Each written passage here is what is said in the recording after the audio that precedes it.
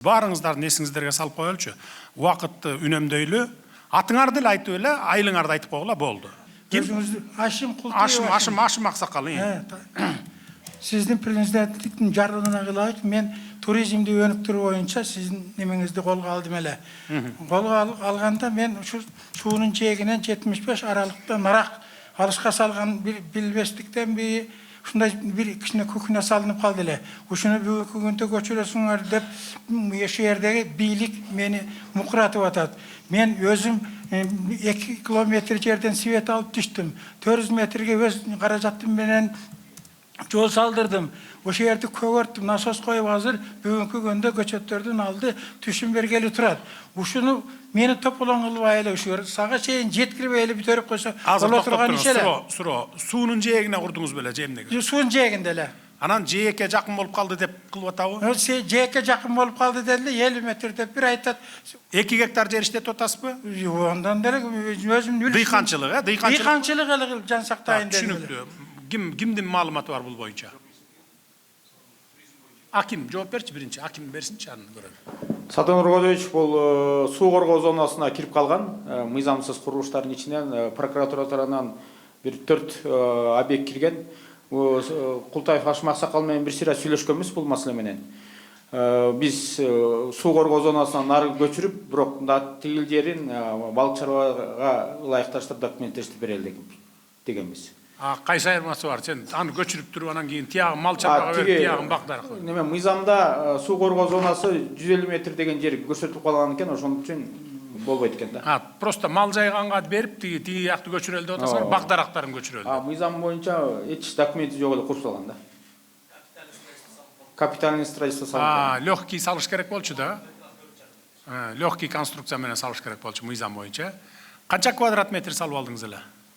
Азыраак эле, акимдер өздөрү билсе. Жок, канча бир 100 квадрат метр эле салган мен ошол жерде. Анан кийин туризмди өнүктүрөт десе мен фундамент куюп алыпмын да билбей. 8ге бир 6-7 метр. Анан эми ушу жагын карап берсе. 8ге 7 метр мындай. Мен жеринен барып көргөм. Канча акча короттуңуз эле жерге? 2 миллион. Свет алып түштүм, үйдү салдым, анан токтот дегенде токтотуп койдум. Эми мындай кылыш керек да, баягы мыйзам баарыбызга бирдей болуш керек да. Баягы жеңил конструкция менен дегенден кийин жеңил конструкция менен салыш керек эле. Муну эми прокурорлор силердин ишиңер экен, аким экөөңөрдүн ишиңер экен, муну бир исключение кылып чечип бергиле. Анткени бүт акчасын коротуп 2 километрден өзү тартып келип атса, анан 2 гектардан ашык жерге алмабак тигип атса, эми аны көчүрбөй эле койгула. Көчүрбөй эле койгула. Биз эми фермерчиликти, туризмди өнүктүрө албай атып, анан кайра баягы неме кылганыбыз туура эмес болуп калат да. Бул кишинин ошибкасы бар экен. Жанагы капитальный строение кылып салганы. Муну эми келечекте балким жанагы жеңилемеге алмаштырыңыз. Жеңил курулушка алмаштырыңыз, атак көчүрбөй эле койгула, бакдарактар тура берсин анан. Айырмасы жок, бакдарак өсүп турабы же мал жайылып атабы, баары бир колдонулат ал жер. Түшүнүктүү, Атым Ганыбек. Мен Призывательский педагогикалык институттун мурунку географ, эколог, урбанист, демограф студент болгонмун. Азыркы мезгилде мектепте иштеймин. 70 жашка чыксам дагы. Биздин көйгөйүбүз 70 жылдан бери бир көпүрөнүн үстүнөн өткөн да. Ошондон бизге кайсы айыл? Кеңеш айылынан Тоготой айылына көпүрө куруп берүүңүздү суранат элек. Ошондо азыр сиз айткан Карагал районунун мамлекетке болгон салымы аябай чоңоёт эле, бакубаттуулугу дагы өсөт эле. Ошол көпүрөнү бир жөнгө салып берсеңиз, эң жакшы болот эле. Бул жайлоого кетчү көпүрөбү же айылдардын ортосунда? Айылдардын ортосунда. Мисалы, Арал сиздин айылыңыздагы Арал Тасманы наркы кең суга өтө турган көпүрөнү кең суга өтө турган болсок, биз түп менен кайра кең суга берип атабыз да. Ошондой да, ошол акыбалда биз турабыз. Канча метр узундугу көпүрөңүз? Узундугу 2 дарыяда, узуну көп болсо 500 метр болот. Ал эми ошол мезгилде, Мен бир 5 метр деп айтат экен десем 500 метр дедиңиз.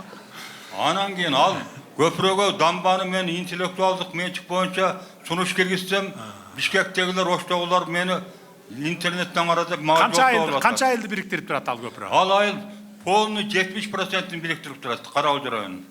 Бул жагынан Алайкудан баштап Тоготойдон транспорт министрлиги. Азыр мен сизге түшүндүрдүм го. Эми быйылкы бюджет бөлүнүп калган, билесиңер эми. 500 метр болсо, эми баягы 2 полосалуу көпүрө да туурабы? 2 полосалуу. 2 palasalуу bolso kийинки жылдын бюджетине киргиздиргиле анда. Жазып ал, кийинки жылдын бюджетине заявка бересиң. Түшүндүң, а? Болду, түшүнүктүү. Кийинки жылы бюджетке кирип жаздан баштап башталат буюрса. Менин атым Бердалы, 3-чү микрофондо. Мен ошо райондук ооруканада врач педиатр болуп иштейм, детский врач болуп 50 жылдан бери. Биздин бир проблема бар. Мына Союздун убагын бүткөндөн кийин барлык ооруканалардын барлыгы жабылып калып, биздин ооруканабызды 105 койкалык ооруканада иштеп атабыз да. Мурда 450 койкага чейин иштечү болчубуз. Азыр ошо 105 койкаларда 350ге чейин оорулар жатып атышат да. Ошон үчүн биз Az bir minut. Азыркы кеңешмеде эмне деп чечтик бул оорукананы кийинки жылдын бюджетине? 340 орундуу оорукананы кийинки жылдын бюджетине киргизип атабыз. Келерки жылы буюрса баштайбыз. Токтомушев Абдылкадыр 4-чү курултайдын делегаты болгон. Абдылкадыр дедиңиз. Ооба. Тиги 4-чү курултайда Карабулжада бир жаңа автовокзал куруу жана базар куруу боюнча маселе көтөрдүм эле. Ушуну дагы бир кайталоого туура келди. Мына бул боюнча да дароо эле жооп берейин, убакытты албайлы бири-бирибиздин. Азыр эле кеңешмеде мына силердин базарыңарды 3 эле киши ээлеп алган экен да, 3 киши базардын кожоюн экен азыр. 60 сотук жерде. 2,5 гектар жер, баягы автобазанын жери бар экен, бош турган жер. Ошол жерди азыр алмай болдук. Ошол жерге базар салмай болдук дагы, баягы 60 сотуктагы базарыңарды ошол жерге көчүрмөй болдук. Чтоб могу жол пробка болбош үчүн. Анан автовокзалды болсо, немеге өткөрүп берип атабыз, муниципальный собственностька, аны дагы ремонт кылып беребиз. Бүтүндөй республика боюнча автовокзалдарды ремонт кылып келтабыз. Соцсеттерден, телевидениеден көрүп атсаңар керек. Мына Нарында, Кочкордо, Ысык көлдө, Чүй, Таласта бардык жакта автовокзалды илгерки калыбынан дагы жакшынакай кылып туруп жаңыртып келатабыз.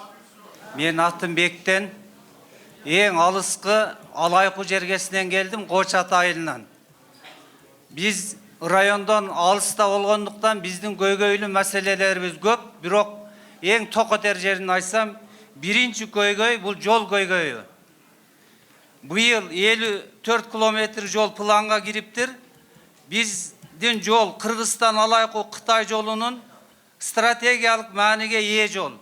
Ушул жолду бир көзөмөлүңүзгө алып, быйыл 54 километр жолубуз бүтсө абдан жакшы болмок.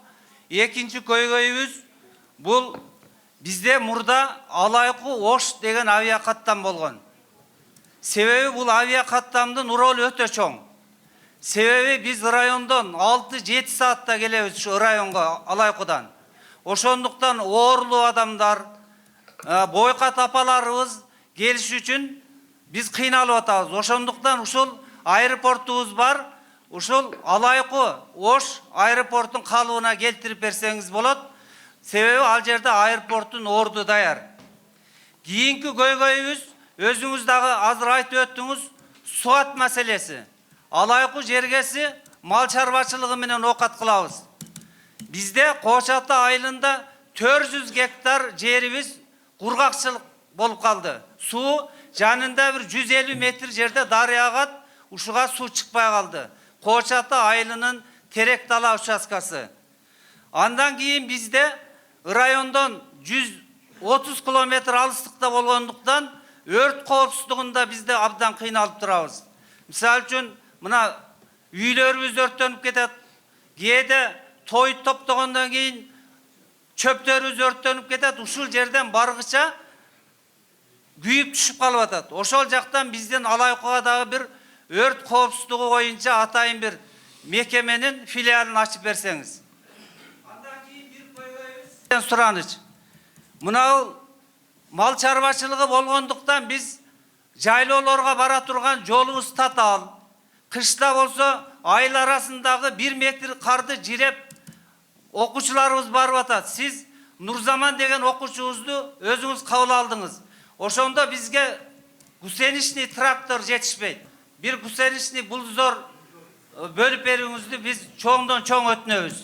Сизге чоң рахмат. Рахмат. Так, могу жол боюнча 54 километр жол. Жанакы 30 километрин берки балдар 20-сын биз жасап бере турганбы мамлекетте? Туура. Ошол жол жөнүндө сөз. Ошол жол жөнүндө туура. Анда мындай болот, 54 километр дедиңиз, 50 километр негизи жол жасалат. 50 километр жол. Бул жолуңар бүтөт. Сугат маселеси боюнча дагы биз азыр үстүндө кеңешме өткөрүп талкууладык. Бул боюнча дагы маселелерди чечебиз. Өрт машинеси боюнча Азамат мырза неме кылыңыз? МЧС менен сүйлөшүп көргүлө, эгерде баягы алыскы айылдарга, райондордун, баягы айыл өкмөттөрдүн борборлоруна бирден машина берип атпайбызбы? Апарып коюп койдук го. Бияка дагы эгерде необходимость болсо бир машинени койгула, өрт машинесин. Жаңы келген машиналардан. Жарай. Жетиштүү да толук бизде машина, туурабы? Ооба. Карап көргүлө дагы территорияны, анан населениянын санына жараша болот да негизи, правила. Санына жараша, статистика боюнча да былтыр бир да өрт катталган эмес. Мурдагы жылы бир өрт да. Анан бул жакка биз чакан В общем, ошолорду карап көргүлө дагы ошо статистикага жараша, эрежеге жараша анан берели. Окуучуларга каржы аппарат деп атасыңар, бир гусеничный тракторду сен жазчы. Мен бердирип ийейин бияка ушул айылга. Мен толук Алай районундагы Терек суу айылынын тургуну Жапаров Калыбек. Бизде эки көйгөй бар да. Биринчиси билим берүү жана социалдык абал. 54 жыл мурун курулган, Фин жыгачынан салынган, мен окуган Терек суу орто мектебинин эки корпусу тең чирип, кулап калуу коркунучунда турат. Бул балдарыбыздын өмүрүнө түздөн түз коркунуч жаратууда. Ошондой эле мектепте спорт зал, актовый зал жок. Кыш мезгилинде окуучулар дене тарбия сабагын толук өтө алышпай, шахмат, шашки, тогуз коргол менен чектелүүгө аргасыз. Айылда бала бакча жок. Анан экинчи көйгөй боюнча Алайкы жол боюнча айтып кетти. Ошого толуктуу айтып коюла турган болсом, бул бир маселени кайра кайталабагыла. Убакытты албай андан көрөкчү. Курулуштарды түзөлүп, кооптуу аймактарга оңдолуп, кар жана сел түшкөн жерлерге көпүрөлөр салынып, андан кийин асфальт төшөлсө жакшы болот эле да. Ушуга көбүрөөк көңүл бөлсө жакшы болот да. Сизди Терек суу айылына келип, эл менен жолугуп, жеринен көрүп кетүүгө чакырабыз. Аймагыбыздын келечеги үчүн жогорудагы маселелерди өз көзөмөлүңүзгө алып, аягына чейин чыгарып бересиз деп биз сизге терең ишенебиз. Рахмат. Билим берүү, мектеп, бала бакча, соц объекттер боюнча биз мына эң биринчи биздин приоритетибиз 5 жылдан бери, мына мен кызматка киришкенден берки биринчи маселе бул. Күндө, ай сайын, жыл сайын ошо жылды бекитип атканда бюджетте жылдын аягында мектеп, бүт мектептерди жаңылоо, бүтүндөй республика боюнча. Биз 30 жыл кыйратып мектеп салбадык, контейнерден мектеп салып алып окутуп жүрдүк балдарды. Ошон үчүн мектептер салынбай, бардыгы баякы 60-ші, 70-ші, 80-ші жылы салынган мектептер айылдарда. Ошолорду жылына жүздөн кылып жаңыртып келтабыз. Акыры бир 30-чу жылга чейин мектептер, эски мектеп калбайт, бир дагы айылда калбайт. Бала бакчаны дагы колдон келишинче салып беребиз. Андан кийин таза суу маселеси. Таза суу маселеси дагы бул аябай кымбат долбоорлор, айылга таза суу чыгаруу боюнча 20 максимум 30 гана айылга алуубуз жетип атат жылдагы бюджетибиз. Ошентип отуруп 30 жылга чейин айылдарды да таза суу менен камсыз кылабыз. Анан ошо таза суу жок айылдар эсиңиздерде болсун, акыры бир күнү силердин айылга жетебиз. Мектептер боюнча да. Мектептерди мен 30 жылга чейин эмес, 28 жылга чейин, 28 жылы сентябрда окууга киргенде бир дагы айылда эски мектеп калбасын деп тапшырма берип, азыр ошонун үстүндө акча каражатын издөө иштери уланып атат. Соц объекттер деле ошондой.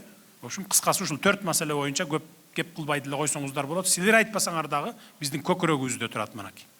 Мен Каден Токтомумат, Карагыз айыл өкмөтүнүн Жаңытал айылынан.